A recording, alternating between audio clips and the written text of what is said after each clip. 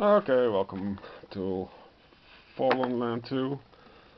So we had Giant Mountain, the mission cards, just going through a few of them. It takes hours to, I read all the cards. It took me an entire evening, just one pack.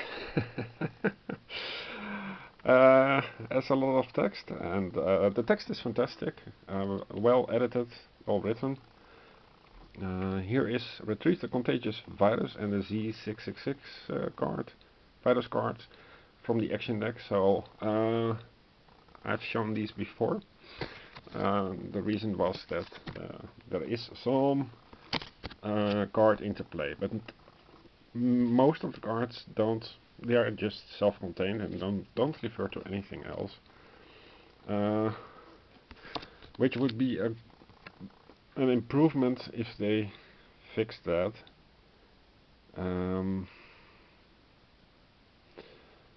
Bonafide Island Assault. So place your party on the nearest hex adjacent to water. Nearest water hex. This is a mission that you can optionally attempt. You have to go to the west coast or the east coast. So it's a nice mission. Teleport to party to location 40, irrespective of where you are. Area 53.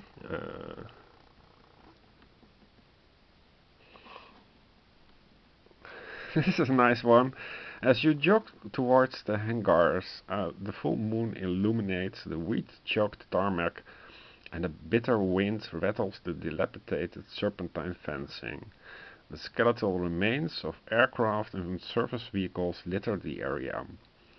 For a brief moment you can visualize the bustling activity of this pre-war travel hub from a long-forgotten era. Your faction was contacted out of the blue by a mysterious pre-war remnant organization called CIA for an important job. They specifically asked for your group. Rendezvous with their contact Michael and his entourage at Hangar 7 to oversee the security detail as they search the premises for salvageable aircraft and spare parts. Then help them with repairs and load some mysterious crates onto the plane. So it's straight from the X-Files. And yeah, here you. So these missions, you go to a chip, irrespective of where it is, and then you turn over the next mission card, and it says teleport to again to something else. It makes no sense to me, but yeah, you have to be okay with these kinds of things. So this was mission cards. Mission cards are yeah, worth your time to read through them if you buy the game and decide to sell it. Some great stories. It's like Sleeping Gods, things that are not related to something else, just self-contained.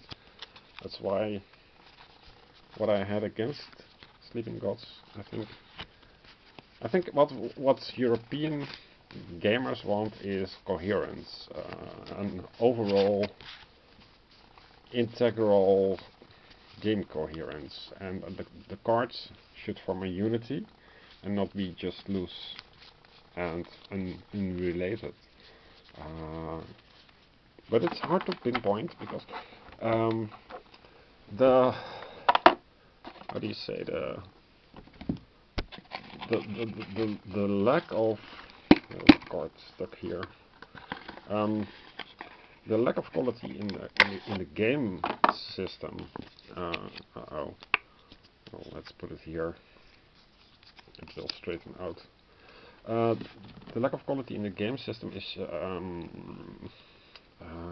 obscured by the attention to detail in the art and the attention to detail in the variation of the stories.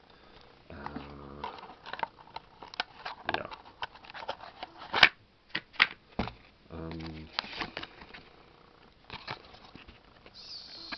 yeah. And that is to say, if you lose half of these cards, you would have the same game.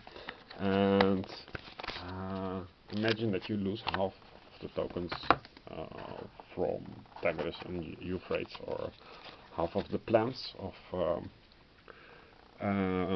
Power Grid. It would completely change the game. So these are city red things.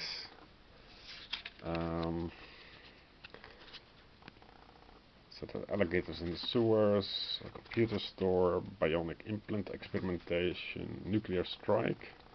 Uh-oh. A malfunctioning pre-war stealth satellite system known as Project God's Hammer launches a nuclear missile strike at each player. Because of the faulty targeting systems, the missiles are very inaccurate. Mushroom clouds blossom into death's heads in the distance.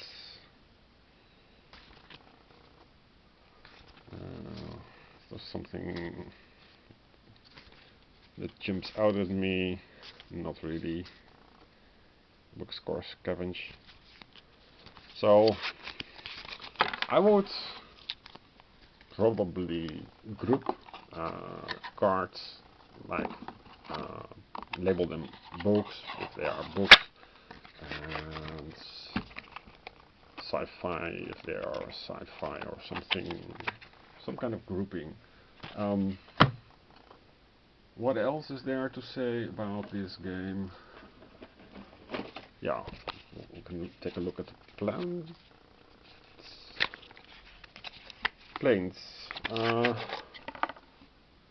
So it's very enticing to just look at the raving reviews, but I don't deny the quality, but the feeling of coherence of building out your cards. I mean, you have these characters and they gain action cards, the spoils cards, and but they remain the same characters. They don't play a role. They could not be more out of place in your city grid. How do you say city grid, or in your town?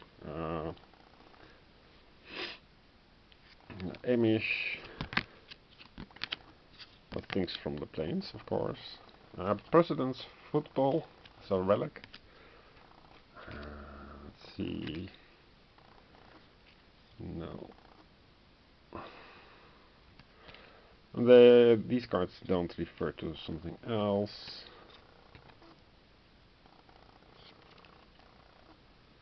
Gladiatorial events, so you could fight a criminal or a vicious wolf. Let's see, what else is there? So I'm looking for things that refer to each other more than anything else. Here, Sheila Axler. If she is in your party, then you draw 2 free spoils cards because she grew up here. So that's a nice bridge. There are no. That's probably what I'm missing here, the lack of bridges.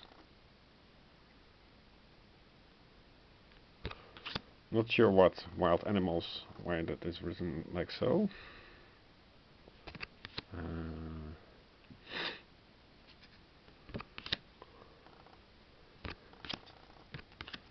Yes, okay. So the 6 fast horses spoils card is referred to here. Alpha Centauri armor. So this is a card that has a multi-use, which is also very nice. And biodiesel plants doesn't refer, no.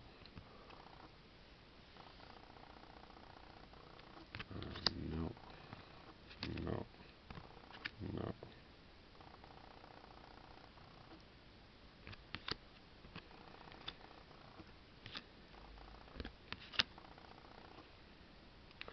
Some of these cards are world cards, and that is a keyword. It is referred to by some other game elements. So they try to incorporate it later, I think, but it's in many cards not